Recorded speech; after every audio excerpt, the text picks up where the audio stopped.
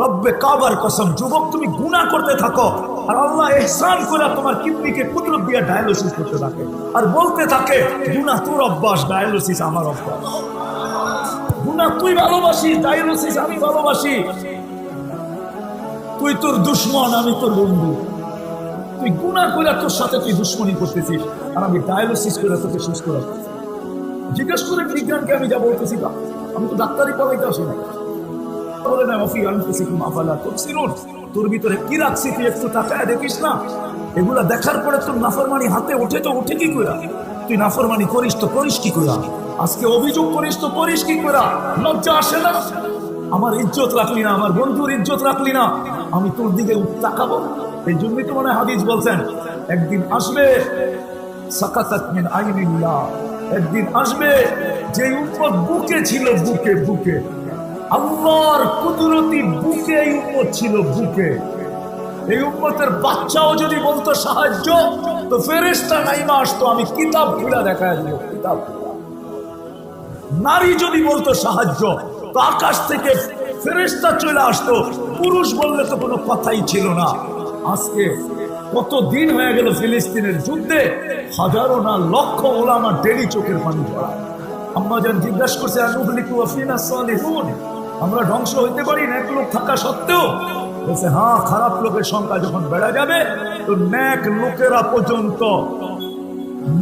লোকেরা পর্যন্ত হাত কড়ি পড়তে হবে, বেড়ি পড়তে হবে, গলায় শিকল পড়তে হবে, জেল জরিমানা কাটতে হবে, যখন খারাপ লোকের সংখ্যা বেড়ে যাবে।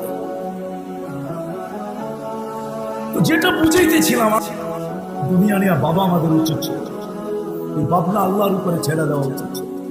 আমাদের বাবা উচিত ছিল, যাকে আল্লাহ উম্মতে মুহাম্মদী বানাইছেন, মুসলমান বানাইছেন, উম্মতে মুহাম্মদী বানাইছেন, ওর বাবা উচিত ছিল যে মৌতের সময় আমার কি হবে।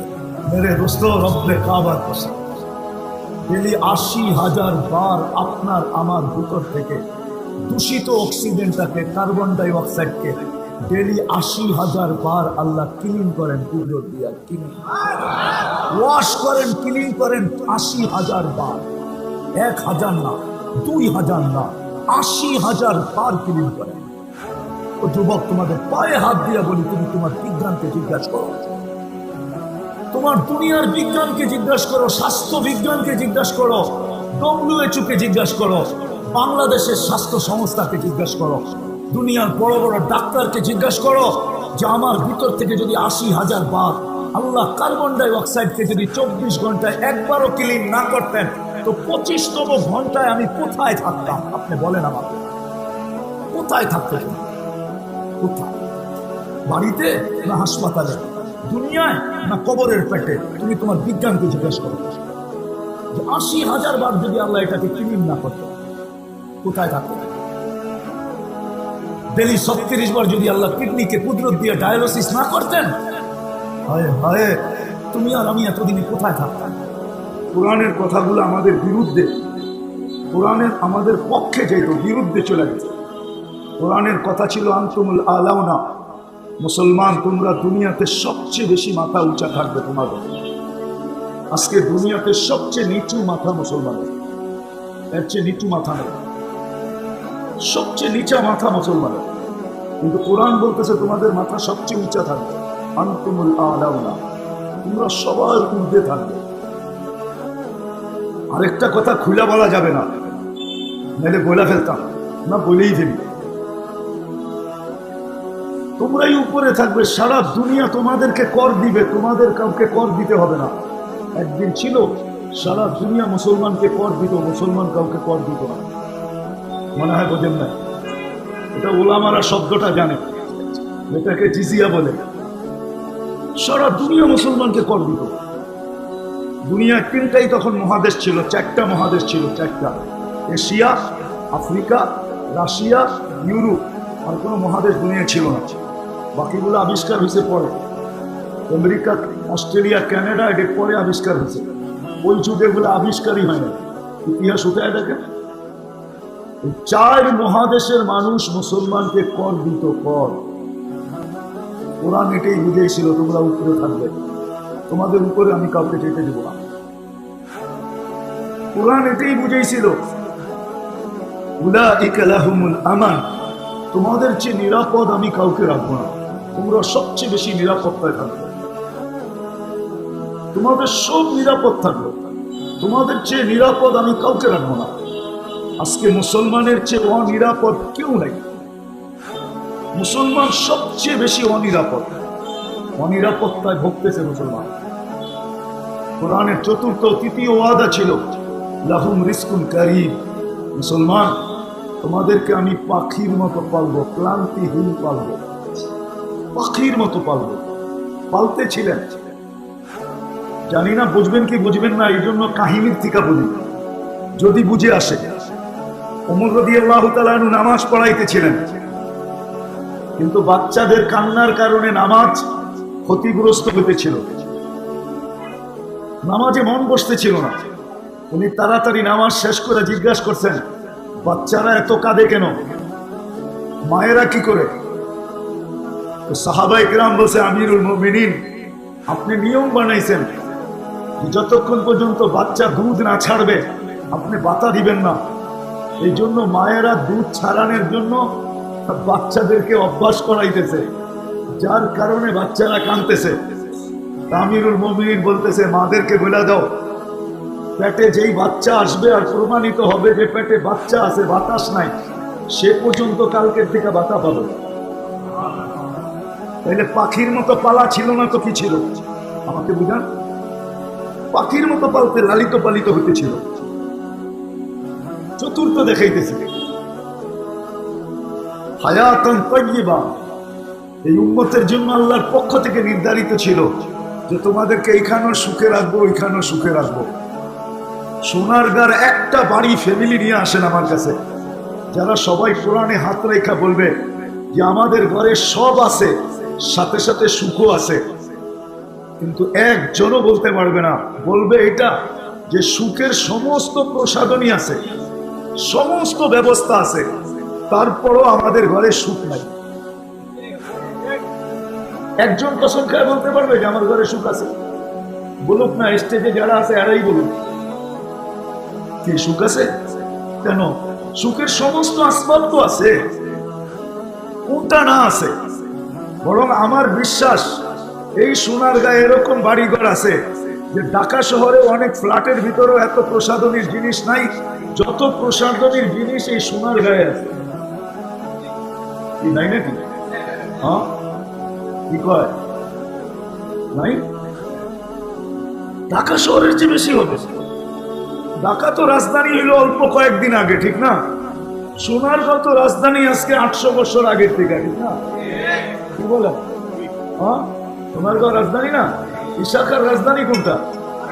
তাহলে এখানের ঐতিহ্য তো পুরাতন, কিন্তু সব আছে, সুখ তো নাই। আল্লাহর তো ওয়াদা ছিল তোমাদেরকে সুখে রাখবো, হায়াতান তাইয়্যিবা। আরেকটা ওয়াদা ছিল, পঞ্চম, গণাইলে তো ডজনকে ডজন গণানো যাবে, 3-4টা দিয়ে শেষ করতে চাই। পঞ্চম ওয়াদা ছিল তোমাদেরকে ইজ্জতের সাথে রাখবো। ইন্নাল ইজ্জাতা লিল্লাহি ওয়া লিরাসূলিহি ওয়া লিল মুমিনিন। কিন্তু আমার জানা মতে দুনিয়াতে সবচেয়ে নিকৃষ্ট মানুষ হলো মুসলমান, উম্মতে মুহাম্মদ। এই দুনিয়ার সমাজের কাছে, দুনিয়ার সমাজের কাছে, আমি আমার দেশের কথা বলতেছিলাম, আমি বইলা বেড়াই, আমাকে এই পোশাকের জন্য ডেলি যতবার আঙ্গুল দেখতে পাই, রব্বে কাবার কসম, আমি 99 দেশ ঘুরা, আমি কোনোদিন এই পোশাকের জন্য একবারও আঙ্গুল দেখতে পাই না।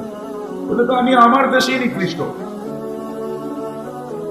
আজকে যদি নিকৃষ্ট মুসলমান না হইতো, আপনি আমাকে একটা জবাব দেন। আজ পর্যন্ত মনে হয় না যারা সারাদিন মিডিয়ায় থাকে তারা বলো যে প্রাণীবাদী সংস্থার পক্ষ থেকে, প্রাণীবাদী সংস্থার পক্ষ থেকে ইসরায়েল যে বর্বরতা ফিলিস্তিনে দেখাইতেছে, রাতের অন্ধকারে বোম মাইরা যে মানুষগুলাকে মারতেছে, প্রাণীবাদীর পক্ষ থেকে যে মানুষ একটা প্রাণী হিসাবে, প্রাণীবাদী সংস্থার থেকে কোনো ছোট একটা প্রতিবাদ কোনো ফেসবুকে, কোনো মিডিয়ায়, কোনো হোয়াটসঅ্যাপে, কোনো গ্রুপে আজ পর্যন্ত কোনো প্রাণীবাদী সংস্থা যদি দিয়া থাকে তো আমাকে বলেন। আপনাদের জানা আছে? কেন দেয় ওরা জানে মানুষ মরছে, কিন্তু 4 দিন আগের একটা মিডিয়ায় আছে আমি দেখাইতে পারবো। কুকুরের বাচ্চাকে মেরা ফেলছে, প্রাণীবাদীরা ওইটা লেখছে যে নিরীহ কুকুরের বাচ্চাগুলাকে কেন মারা হলো, এটা প্রতিবাদ করছে তারা ফেসবুকে। কিন্তু এতগুলো মানুষ যে ফিলিস্তিনে মারতেছে, আজ পর্যন্ত তাদের পক্ষ থেকে একটা ছোট 2 অক্ষরে লেখা একটা প্রতিবাদ করে নাই। আওয়াজ দিয়েন না, শোনেন। আমাদের স্বভাব তো হয়ে গেছে খালি চিল্লানের, কাম করার না। চিল্লায় যারা, ওরা কাজ কম করে, আর যারা চিল্লায় কম, ওরা কাজ বেশি করে। রাগ হয় না কিন্তু, এটা মুসলমানের স্বভাব হয়ে গেছে চিল্লানো। এক জামানা ছিল মুসলমান চিল্লাইতো না, কাজ করে দেখায় দিত। যদি চিল্লাইতো তাহলে ওয়াহশী জীবনে কোনোদিন নিজের ঋণ শোধ করতে পারতো না। আপনি মনে হয় ওয়াহশীর কাহিনী জানেন না, ওলামারা জানে। ওয়াহশী যে হুজুর সাল্লাল্লাহু আলাইহি ওয়াসাল্লামের চাচা হামজাকে শহীদ করতে, মুসলমান হয়ে গেছে বটে, কিন্তু আল্লাহ রসুলের একটা নিষেধ ছিল, ওয়াহশী তুই কখনো আমি জীবিত থাকতে আমার সামনে আসিস না। তুই মুসলমান সাহাবী সত্য, কিন্তু আমার সামনে আসিস না, তুই দূরে বসিস আড়ালে। বলছে কেন? বলছে তোকে দেখলে আমার চাচার কথা মনে হতো। তো ওয়াহশী সারা জীবন কাঁদছে, কান্নার পরে বলছে এই ঋণ কিভাবে শোধ করব। সে জীবনে ঋণ শোধ করে দিয়েছিল। যখন মিথ্যা নবী দাবি করছিল আনাসি ইয়ামানের, তো তাকে গুপ্তভাবে সে হত্যা করছিল। হত্যা করে দিয়া বলছেন আজকে ঋণ শোধ করে দিল। তো চিল্লাইতো যদি সে, তো সে কোনোদিন ঋণ শোধ করতে পারতো না। আমরা চিল্লাই, এই জন্য আমাদের দ্বারা কিছু হয় না। আমরা যদি না চিল্লাইতাম তাহলে আমাদের দ্বারা অনেক কিছু হতো। রাখবেন না, পায়ে হাত রাখি। ইয়াং ইয়াং ওলামা ইকরাম আছেন, ওনারা আবার অন্য কথা ভাবতে পারে। আমরা যদি না চিল্লাইতাম তাহলে আমরা অনেক কাজ করে দেখাইতে পারতাম। তো মুসলমানের কাজ চিল্লানো না, যেটা আমি বুঝাইতেছিলাম। আজকে একবারও ওরা প্রতিবাদ করে না, এই জন্য ওরা ভাবে মুসলমান মরছে, কুকুর তো মরে নাই। মুসলমান তো নিকৃষ্ট জাতি, এর জন্য প্রতিবাদ করতে হবে। যেটা বুঝাইতেছিলাম, যা বাবা দরকার ছিল না মুসলমানের, আজকে 24 ঘন্টা তা ভাবতেছে, যার কারণে আজকে মুসলমানের এই বুড়ো অবস্থা। আমার মনে হয়, এটা আমার ধারণা থেকে বলতেছি, এটা কোনো ফতোয়া না, সম্মিলিত ওলামাদের কথা না, আমার ধারণা, আমার অ্যানালাইসিস, আমার ভিতর থেকে আল্লাহ আমাকে যা বুঝ দিচ্ছেন তাই আমি বলতেছি।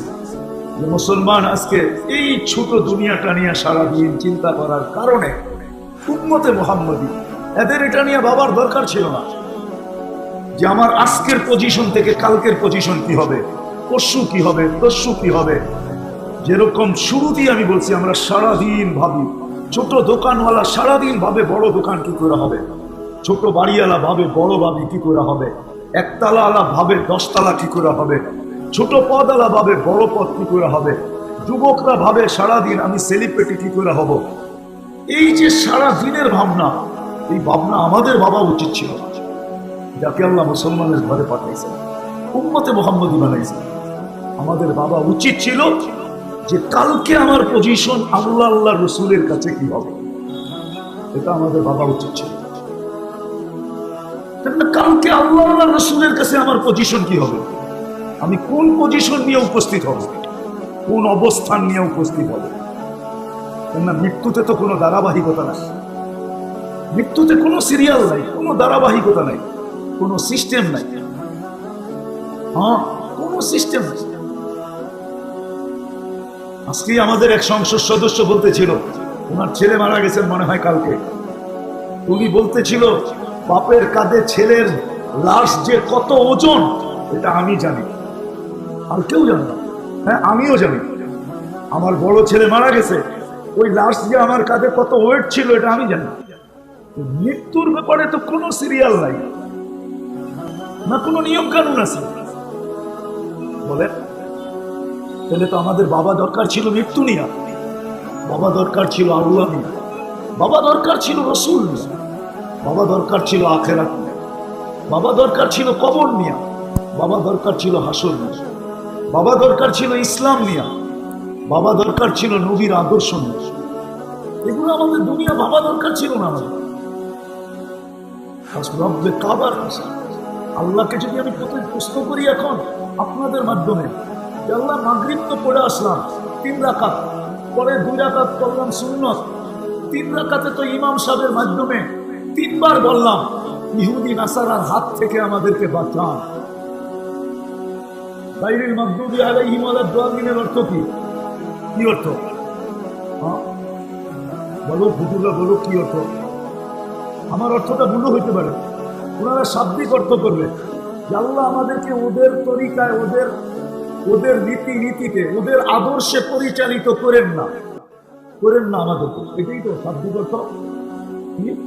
কিন্তু আমি তর্জমা করলাম এটা যে আল্লাহর কাছে অনুরোধ করলাম হাত জোর যে আল্লাহ, আমিও ওদের আদর্শ মতো চলবো না, আপনিও আমাদেরকে ওদের আদর্শ থেকে বাঁচান, ওদের হাত থেকে বাঁচান। আমি তর্জমা করলাম এটা যে আল্লাহ ইহুদি নাসারার হাত থেকে আমাদেরকে বাঁচান। কিন্তু আজকে ফিলিস্তিনে মারি খাইতেছে কার হাতে? তাহলে আমি তো একটু আগে বলে আসলাম, উল্টা হলো কেন? আজকে সারা দুনিয়ার মুসলমান 2 জনের হাতেই তো নির্যাতিত, হয়তো ইহুদির হাতে নাইলে খ্রিস্টানের হাতে, এই 2 জনের হাতেই তো নির্যাতিত, ঠিক না? দুনিয়ার চাবিটা তো এদের হাতেই, ঠিক না? কি বলেন? মনে হয় বুঝাইতে পারিনি। 2 জনের হাতেই তো দুনিয়ার চাবিটা, কি বলেন? ওনাদের হাতেই তো। আল্লাহ বাঁচায় না কেন? বলেন কেন বাঁচায় না? ডেলি তো 32 বার বলি, ডেলি আমরা 32 বার, যারা নামাজ পড়ি তারা 32 বার বলি, যারা শুধু জুমা পড়ে ওরা ডেলি সপ্তাহে 2 বার বলে, যারা ঈদ পড়ে ওরা 2 ঈদে কমসে কম 4 বার বলে আল্লাহ ইহুদি নাসারার হাত থেকে বাঁচান। কিন্তু ওদের হাতে আমরা মার খাই কেন? আরেকটা প্রশ্ন আল্লাহর কাছে করতে পারি, আল্লাহ, হায় আল্লাহ, আপনি তো শিখাইলেন যে ওদের থেকে দূরে থাকার জন্য, আপনি আমাদেরকে শিখাই আবার ওদের দিকে দিয়ে আমাদেরকে পিটাইতেছেন, এটা আবার কেমন পিটা? আল্লাহর উপরে তো অভিযোগ করতে পারি যে আপনি ওদের হাতে আমাদেরকে কেন পিটান? আল্লাহ মনে হয় জবাব দেয় যে পিটাবো না তো পিটা করবো কি? তোরা চাস তো ওদের তরিকার থেকে আমার কাছে আশ্রয় চাস, কিন্তু যখন চাইতে থাকিস তখন কোরআন তোর উপরে লানত করতে থাকে। লানত হাদিসে আছে, রুব্বা কারি ওয়াল কোরআন ইয়ালআনহু, রাগ হয়ে যায় না, পায়ে হাত রাখি। একজন মানুষ সারাদিন 24 ঘন্টা চলে ইহুদি নাসারার পদ্ধতিতে, ও যদি নামাজে যায় বলে ইহুদি নাসারার আদর্শ থেকে বাঁচান, তো কোরআন ওকে লানত করবে না চুমা দিবে? আমাকে যুক্তি দিয়ে বোঝান, কোরআন কি লানত করবে না চুমা দিবে? আল্লাহ বলে তুই ওর হাত থেকে আমার কাছে বাঁচতে চাস, তুই বাঁচবি তো বাঁচবি কি করে? তুই তো চুল কাটস কোন স্টাইলে, কাপড় পরস কোন স্টাইলে, সাজগুজ করস কোন স্টাইলে, খাওয়া দাওয়া সব ওদের স্টাইলে। 24 ঘন্টা ইহুদি নাসারার তরিকায় আমরা আসক্ত। পুরাটা দিনের ভিতরে ওদের ভালোবাসা নিয়ে সারা দিন রাত কাটাই। শুধু মাঝে মাঝে এই ছন্দটা বাস্তবায়ন হয়, গুগল মে ইট মুখ মে শেখ করি, মাঝে মাঝে একটু আল্লাহ বলি। নাইলে এখানে একজন আমাকে বলুক, যারা বিয়ে করছে একজন বলুক যে বিয়ের সময় যায়া হাতটাকে পায়ে হাত রাখি, রাগ হয় না। পীরের মুরিদরা বলুক যে আমি যেদিন বিয়ে করছি ওই দিন আমি হুজুরের কাছে গিয়ে জিজ্ঞাসা করছি আমার বিয়ে পড়ানোর অনুষ্ঠানটা আমি 100% মুহাম্মদুর রাসূলুল্লাহর তরিকা মতো চাই। কিভাবে হবে এটা আপনি বলে দেন। একজনও তো হাত উঠে বলতে পারবে না যে আমি হুজুরকে গিয়ে জিজ্ঞাসা করছি বা হুজুরকে বলছি এইভাবে আমার বিয়ের অনুষ্ঠানটা, পড়ানোর অনুষ্ঠানটা। কেন? কিয়ামতের দিন দেখা হইলে যেন আমি হাত পাততে পারি যে আমি কিচ্ছু করতে পারি নাই আপনার আদর্শ মতো, শুধু বিয়ে পড়ানোর অনুষ্ঠানটা আপনার আদর্শ মতো ছিল, আমাকে কি দিবেন দেন না। ওই দিন রাজত্ব তো মুহাম্মদুর রাসূলুল্লাহ হবে, মালিক আল্লাহ বটে, কিন্তু কিয়ামতের রাজত্ব 100% মুহাম্মদুর রাসূলুল্লাহর কাছে। যদি রাজত্ব না হইতো তাহলে সারা দুনিয়া চিৎকার দিতে থাকবে হিসাব হিসাব হিসাব হিসাব, আল্লাহ তাকায়ও দেখবে না। তার ভিতরে 312 জন রসুল আছেন, 1.25 লক্ষ নবী আছেন, 3 জন কিতাবদারী রসুল আছেন।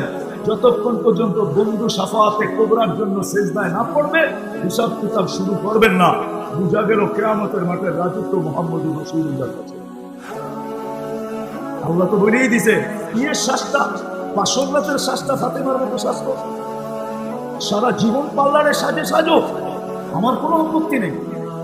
কেন ওকে আল্লাহ স্বাধীনতা দিছে, আমি হরণ করার কে? আল্লাহ তো ইচ্ছা স্বাধীনতা দিছে। যদি ইচ্ছা স্বাধীনতা না দিতেন, মেরে দোস্ত রব্বে কাবার কসম, ডেলি ৮০,০০০ বার আপনার আমার ভিতর থেকে দূষিত অক্সিজেনটাকে, কার্বন ডাই অক্সাইডকে ডেলি ৮০,০০০ বার আল্লাহ ক্লিন করেন, ওয়াশ করেন, ক্লিন করেন ৮০,০০০ বার। ১,০০০ না, ২,০০০ না, ৮০,০০০ বার ক্লিন করেন। ও যুবক, তোমাদের পায়ে হাত দিয়ে বলি, তুমি তোমার বিজ্ঞানকে জিজ্ঞাসা করো, তোমার দুনিয়ার বিজ্ঞানকে জিজ্ঞাসা করো, স্বাস্থ্য বিজ্ঞানকে জিজ্ঞাসা করো, WHO কে জিজ্ঞাসা করো, বাংলাদেশের স্বাস্থ্য সংস্থাকে জিজ্ঞাসা করো, দুনিয়ার বড় বড় ডাক্তারকে জিজ্ঞাসা করো যে আমার ভিতর থেকে যদি ৮০,০০০ বার আল্লাহ কার্বন ডাই অক্সাইডকে যদি ২৪ ঘন্টায় একবারও ক্লিন না করতেন, তো ২৫তম ঘন্টায় আমি কোথায় থাকতাম? আপনি বলেন আমাকে, কোথায় থাকতেন? বাড়িতে না হাসপাতালে, দুনিয়ায় না কবরের পেটে? তুমি তোমার বিজ্ঞানকে জিজ্ঞাসা করো, ৮০,০০০ বার যদি আল্লাহ এটাকে ক্লিন না করতেন, কোথায় থাকতেন? ডেলি ৩৬ বার যদি আল্লাহ কিডনিকে কুদরত দিয়ে ডায়ালিসিস না করতেন, হায় হায়, তুমি আর আমি এতদিনে কোথায় থাকতাম? ডেলি ৩৬ বার কিডনিকে ডায়ালিসিস করেন, কুদরত দিয়ে ডায়ালিসিস ৩৬ বার অর্থ ডায়ালিসিস হয়। রব্বে কাবার কসম, যুবক তুমি গুনাহ করতে থাকো আর আল্লাহ ইহসান করে তোমার কিডনিকে কুদরত দিয়ে ডায়ালিসিস করতে থাকে আর বলতে থাকে গুনাহ তোর অভ্যাস, ডায়ালিসিস আমার অভ্যাস। গুনাহ তুই ভালোবাসি, ডায়ালিসিস আমি ভালোবাসি। তুই তোর দুশ্মন, আমি তোর বন্ধু। তুই গুনাহ করে তোর সাথে তুই দুশ্মনী করতেছিস আর আমি ডায়ালিসিস করে তোকে সুস্থ রাখি। জিজ্ঞেস করেন বিজ্ঞানকে, আমি যা বলতেছি তা। আমি তো ডাক্তারি পড়াইতে আসি না, পড়াইতে আসি নাই। যদি আসতাম তাহলে খুলতে পারি। আল্লাহ এতটুকু নলেজ দিছে, পুরাটা খুলা দিব, পাগল বানায় দিব আপনাকে খুলা, যে আমার রব, আমার আল্লাহ, যাকে আমি আল্লাহ মানি, সে আমার ভিতরে কি কুদরতের খেল খেলতেছে এটা আমি খুলতে পারি। আমার খোলার মতো আলহামদুলিল্লাহ সুম্মা আলহামদুলিল্লাহ নলেজ আছে, আমি খুলে দিব আপনাকে খুলা। শুধু শুধু তো আল্লাহ বলে না রফি আনফুসিকুম আফালা তুবসিরুন, তোর ভিতরে কি রাখছি তুই একটু তাকায় দেখিস না? এগুলা দেখার পরে তোর নাফরমানি হাতে ওঠে, তো ওঠে কি করে? তুই নাফরমানি করিস তো করিস কি করে? আজকে অভিযোগ করিস তো করিস কি করে? লজ্জা আসে না? আমার ইজ্জত রাখলি না, আমার বন্ধুর ইজ্জত রাখলি না, আমি তোর দিকে তাকাবো? এই জন্যই তো মনে হাদিস বলছেন, একদিন আসবে সাকাতাত মিন আইনিল্লাহ, একদিন আসবে যে উম্মত বুকে ছিল, বুকে বুকে আল্লাহর কুদরতি বুকে এই উম্মত ছিল, বুকে। এই উম্মতের বাচ্চাও যদি বলতো সাহায্য, তো ফেরেশতা নাইমা আসতো, আমি কিতাব খুলে দেখায় দিব। নারী যদি বলতো সাহায্য, তো আকাশ থেকে ফেরেশতা চলে আসতো। পুরুষ বললে তো কোনো কথাই ছিল না। আজকে কত দিন হয়ে গেল ফিলিস্তিনের যুদ্ধে, হাজারো না লক্ষ ওলামা ডেলি চোখের পানি পড়া আর বলে আল্লাহ সাহায্য, আল্লাহ সাহায্য। কেন আসে? ওই হাদিস মনে হয় সত্য হয়ে গেছে, সাকাতাত মিন আইনিল্লাহ, আমরা আল্লাহর রহমতের দৃষ্টি থেকে পড়ে গেছে। আপনি বলবেন হুজুররা তো ঠিক আছে, আরে এটা উম্মত, হুজুর না, এটা উম্মত। উম্মতের মাসলা না হইলে হুজুর দিয়ে যথেষ্ট হয়ে যেত। এটা তো উম্মত, উম্মতে মুহাম্মাদি, কিয়ামত পর্যন্ত একটা উম্মত। উম্মত বুঝেন না? এটা একটা শরীর, একটা ফ্যামিলি, একটা ঘর। এখানে ডিভাইডেড করার কোনো রাস্তা নাই। নাইলে কেন আল্লাহ রাসূল বলবেন, আম্মা জান জিজ্ঞাসা করছে আনুহলিকু ওয়া ফিনা সালিহুন, আমরা ধ্বংস হতে পারি না এক লোক থাকা সত্ত্বেও? বলছে হ্যাঁ, খারাপ লোকের সংখ্যা যখন বেড়ে যাবে, তো নেক লোকেরা পর্যন্ত হাত কড়ি পড়তে হবে, বেড়ি পড়তে হবে, গলায় শিকল পড়তে হবে, জেল জরিমানা কাটতে হবে, যখন খারাপ লোকের সংখ্যা বেড়ে যাবে। তো যেটা বুঝাইতেছিলাম, আল্লাহ করুক আমি শেষ জায়গায় চলে আসছি, কথা শেষের দিকে। একবারে উচিত ছিল আমাদের দুনিয়া নিয়ে বাবা, আমাদের উচিত ছিল এই ভাবনা আল্লাহর উপরে ছেড়ে দেওয়া উচিত ছিল। আমাদের বাবা উচিত ছিল, যাকে আল্লাহ উম্মতে মুহাম্মদী বানাইছেন, মুসলমান বানাইছেন, উম্মতে মুহাম্মদী বানাইছেন। ওর বাবা উচিত ছিল যে মৌতের সময় আমার কি হবে, যেটা ইব্রাহিম ইবনে আদহামকে পাগল বানায় দিয়েছে। পাবনা রাজত্ব ছাড়াইয়া দিয়েছেন, বন জঙ্গলে ঘুরাইতে ঘুরাইতে পাগল বানায় দিয়েছেন। একদিন ঘুরতে ঘুরতে নিজের এলাকায় চলে আসছেন, যেখানে রাজা ছিলেন ইব্রাহিম ইবনে আদহাম। তো লোকেরা ঘিরা ধরছে, ইব্রাহিম রাজত্ব ছেড়া দিয়ে পাগল হয়ে গেল, আমরা তো রাজা এখনো খুঁজে পাই নাই, তোমার মতো রাজা তো খুঁজে পাই না, আর তুমি তো আমাদের জন্য খারাপ ছিল না, আর আমরাও তো প্রজা হিসাবে খারাপ ছিলাম না, ছেড়া দিলা কেন? চার প্রশ্ন পাগল বানায় ফেলছে। চার প্রশ্ন বলছে, কি প্রশ্ন? জানি না। মার পেটে যখন রু আসছে তখন লেখা হয়েছিল দুইটার যে কোনো একটা, শাকিহুম আম সাঈদ, নেককার না বদকার, ফালা আদরি মাযা কুতিব। আমি জানি না আমার ব্যাপারে কি লেখা হয়েছে, এটা ভাবতে ভাবতে আমি পাগল হয়ে গেছি। এটা হলো প্রথম ভাবনা, আমি নেককার না বদকার। বলছে দ্বিতীয়, বলছে মৃত্যু যেদিন আসবে, মালাকুল মউত আসবে, দুটা সম্বোধনের যে কোনো একটা করবে, আইয়াতুহান নাফসুত তাইয়্যিব বলবে অথবা আইয়াতুহান নাফসুল খাবিস বলবে, অপবিত্র রূহ বলবে অথবা পবিত্র। ফালা আদরি মাযা উখাতিব, আমি জানি না আমাকে কি বলে সম্বোধন করবে। বলছে তৃতীয়, কবরে যাওয়ার পরে কেউ প্রশ্ন উত্তর দিতে পারবে, কেউ পারবে না। ফালা আদরি আউজিব আম লাম উজিব, আমি জানি না দিতে পারবো কি পারবো না। এই তৃতীয় চিন্তা আমাকে পাগল বানায় ফেলছে। বলছে চতুর্থ, বলছে শর্টে বলতেছি তোমাদেরকে, কিয়ামতের দিন দুটাই দল হবে, ফারিকুন ফিল জান্নাতি ওয়া ফারিকুন ফিস সাঈর, একদল জান্নাতে যাবে, একদল জাহান্নামে যাবে। ফালা আদরি মিন আইয়িল ফারিকাইন, আমি জানি না কোন দলের অন্তর্ভুক্ত হব। এই চার ভাবনা আমাকে পাগল বানায়। তো বসরাওয়ালা বলতেছিল, ইব্রাহিম তুমি পাগল হও না, তোমার এটা শোনার পরে আমরাও পাগল হয়ে গেছি। আমাদের ভাবনা হওয়া উচিত ছিল, কেন আখিরাত তো যার যার তার, ওইখানে তো কোনো অংশীদারিত্ব নাই। অংশীদারিত্ব তো দুনিয়ায় আছে, বাপের জান্নাতে তো ছেড়ে যাবে না, ওইখানে তো উত্তরসূরিতা নাই, ওইখানে তো অংশীদারিত্ব নাই। লা তাজিরু ওয়াজিরাতুন বিজরা উখরা, কারণ এখানে ভিজিটিং কার্ডও চলে, ওইখানে তো আইডি কার্ডও চলে। ওইখানে তো মনে হয় বুঝাইতে পারি, ভিজিটিং কার্ডও চলে না, চলে না, মনে হয় বোঝে নিন আপনারা, সোনার গার মানুষ। হ্যাঁ চলে না, হ্যাঁ চিনেন এটা কার কার্ড? দেখায় দিলে আগুলাওয়ালা ঠান্ডা হয়ে যায়, ঠিক না? হ্যাঁ ওইখানে তো আইডি চলবে না, ভিজিটিং তো দূরের কথা। যদি আইডি চলতো, পরিচয় যদি ওইখানে চলতো, আমি তো দাঁতে বলি, কারো যদি নাও চলতো তাহলে আবু তালেবের চলা উচিত ছিল। আল্লাহ বলে আবু তালেবেরও চলবে। আবু তালেব মুহাম্মদুর রাসূলুল্লাহ 44 বছর বাতিজাকে লালন পালন করছেন, নিজের সন্তানকেও এতটুকু করেন নাই। ওলামা মতানৈক্য করে যে আল্লাহ রসুলের ছায়া ছিল কি ছিল না, কিন্তু আমি বলি আল্লাহ রসুলের একটা ছায়া ছিল যতদিন উনি জীবিত ছিল। আর কোনো ছায়া ছিল কি ছিল না আমি জানি না, কিন্তু যতদিন আবু তালেব জীবিত ছিল মুহাম্মদুর রাসূলুল্লাহর সাথে ছায়ার মতো ছিল, ছায়ার মতো ছিল। আপনি উঠান তারিখ, ছায়ার মতো ছিল। ওই পরিচয় চলত যাকে আল্লাহ রসুল নিজে হাতে কবরে নামাইছেন, নিজের হাতে। এই হাতের ছোঁয়া লাগছে দস্তরখানে, জীবন ভর দস্তরখান আগুন দিয়ে পরিষ্কার হয়েছে। আনাস ইবনে মালিক রাদিয়াল্লাহু তাআলা দস্তরখান দুনিয়ার কোনো আগুন একটা সুতা ফলাইতে পারে নাই, ওই দুই হাতে নামাইছেন চাচাকে কবরে, নামায়া উপরের দিকে তাকায় বলছেন, আম্মি মা তারাক্তালি সাবিলা, চাচা এই হাতের বড় কদর আল্লাহর কাছে আছে। কেন এই হাতের কসম আল্লাহ খাইছেন, এই হাতের কসম, কোরআনে এই হাতের কথা। লা তাজআল ইয়াদাকা মাগলুলাতান, কোরআন বলছে আল্লাহ রসুলের এক একটা জিনিস আল্লাহর কাছে মাহবুব ছিল। আল্লাহ বন্ধুর হাতকে কসম, হাতকে উচ্চারণ করতেছে কোরআনে, লা তাজআল ইয়াদাকা মাগলুলাতান, বন্ধু আপনার হাত কেমন প্রিয়, এই হাত, সেই হাতে চাচাকে কবরে নামাইছে। বলছে চাচা চাচা আমার জন্য কোনো রাস্তা রাখলেন। আরে ওই চোখের পানি পড়তে দেরি, জিবরিল তন্ময় আয়েশা জিজ্ঞাসা করতে দেরি করেন নাই, আপনি কাঁদেন কেন? এখানে চোখের পানি পড়তেছে, আল্লাহ জানে।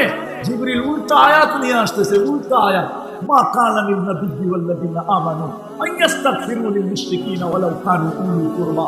নবীজি সব পানি আমার, হায় হায় যে আল্লাহ বন্ধুকে বলতেছে ফাইন্নাকা বিআয়ুনিনা ফাসবির ফাসবির, তারপরে কি ফাসবির ফাইন্নাকা বিআয়ুনিনা, বন্ধু আপনি আমাদের চোখের পুতুল। সাদা মাঠা তর্জমা করলে এটা হয়, আপনি আমাদের চোখের পুতুল।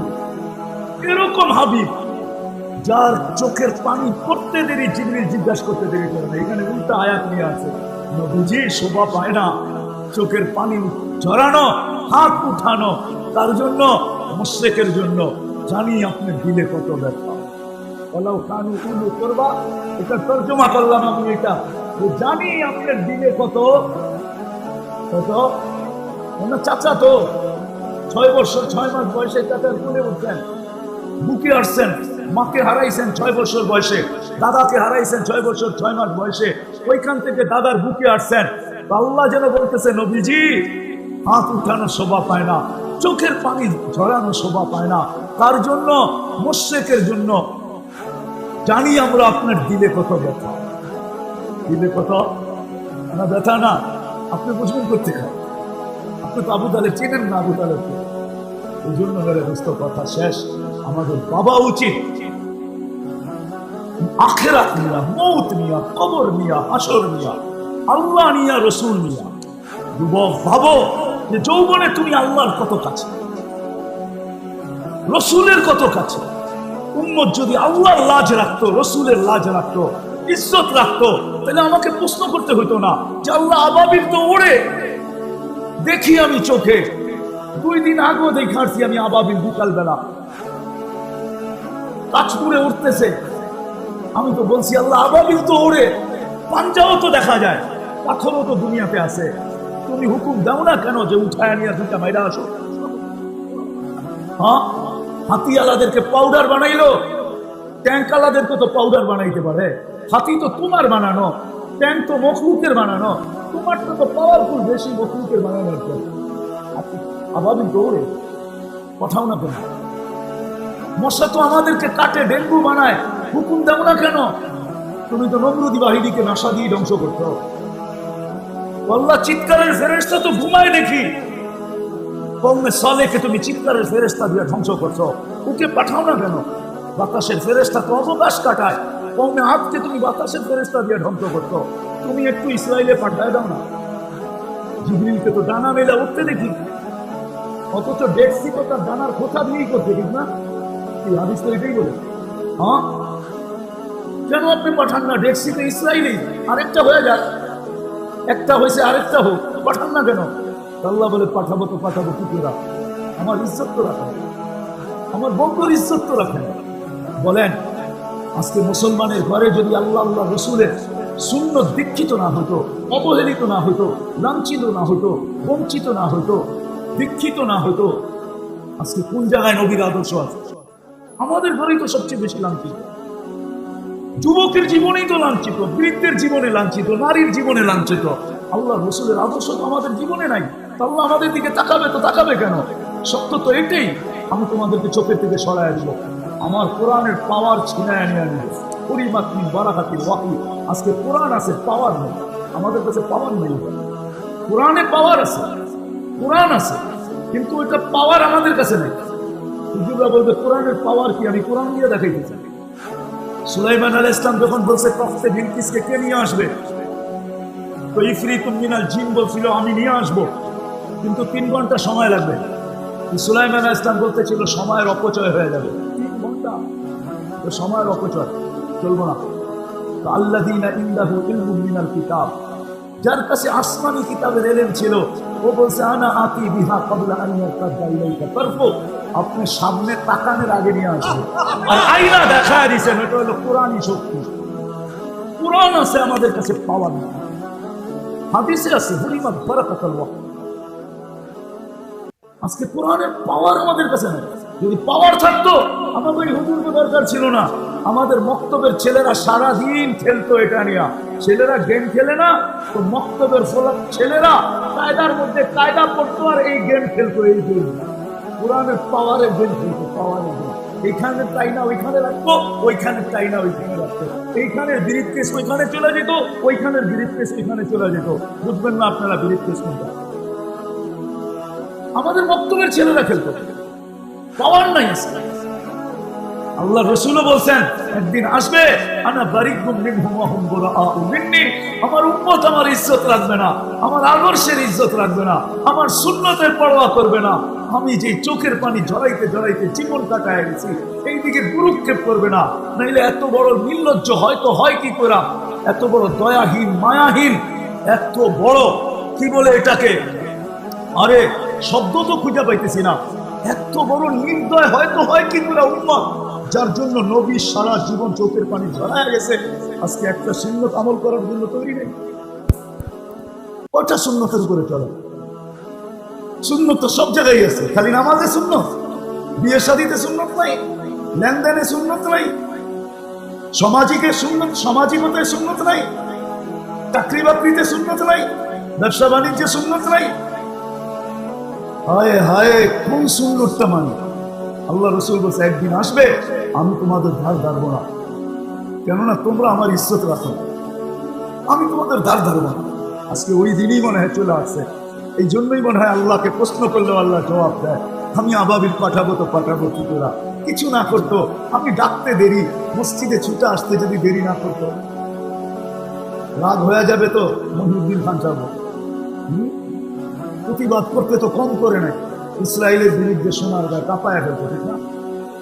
হ্যাঁ, মিটিং মিছিল দিয়ে কাঁপায় ফেলছেন না, কিন্তু এখানে তো একজনও নেই। যেদিন থেকে ইসরায়েলে হামলা হয়েছে ওই দিন থেকে ডেলি সালাতুল হাজত 2 রাকাত ইসরায়েলের জন্য করতেছে কন্টিনিউ। একজন হাত উঠে বলুক, একজন রাগ হয়ে গেলেন? হুজুরও তো নেই, একজনও নেই, প্রতিদিন করছে কন্টিনিউ।